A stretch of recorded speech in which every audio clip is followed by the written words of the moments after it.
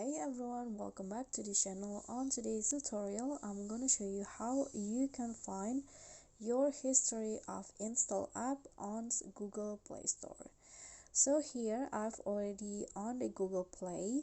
So basically, if you want to find the apps that you've previously installed on your phone, you can just click on the profile icon at the top right corner. Then head to the manage and apps and device menu.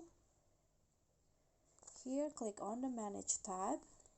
Okay, so these are the apps that currently installed on my phone, but to find the history of apps, you can just click on the install box in here and you'll find there is not installed. So not installed means that now the CapCut is the apps is not installed on your phone, but in the past they are installed on your phones.